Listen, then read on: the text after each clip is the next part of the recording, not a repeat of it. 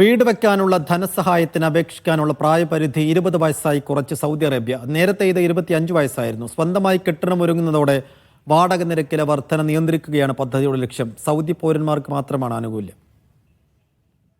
Saudi പൗരന്മാർക്ക് സ്വന്തമായി വീടിനായി അപേക്ഷിക്കാനുള്ള പദ്ധതിയാണ് സക്കനി. വീടിനു പുറമെ ഭൂമി, വാടക സഹായം, ലോൺ ഓഫറുകൾ തുടങ്ങിയവയും പദ്ധതിയുടെ ഭാഗമായി നൽകുന്നുണ്ട്. അർഹതപ്പെട്ടവർക്ക് ആപ്പിലൂടെ ഓൺലൈനായി അപേക്ഷിക്കാം. നിലവിൽ സ്വന്തമായി വീടിനായി അപേക്ഷിക്കാനുള്ള കുറഞ്ഞ പ്രായപരിധി 25 വയസ്സായിരുന്നു. ഇതാണിപ്പോൾ 20 വയസ്സായി കുറച്ചിരിക്കുന്നത്. സ്വന്തമായി കെട്ടിടമൊരുങ്ങുന്നതോടെ വാടക നിരക്കിലെ വർധനവ് നിയന്ത്രിക്കുകയാണ് പദ്ധതിയുടെ ലക്ഷ്യം. സൗദിയിലെ നിരവധി പൗരന്മാർ നിലവിൽ വാടക വീടുകളിൽ താമസിക്കുന്നുണ്ട്. റിയാദ്, ജിദ്ദ എന്നീ നഗരങ്ങൾ ഉൾപ്പെടെ ഇതുമായി ബന്ധപ്പെട്ട് വാടക നിരക്ക് ഉയർന്നിരുന്നു.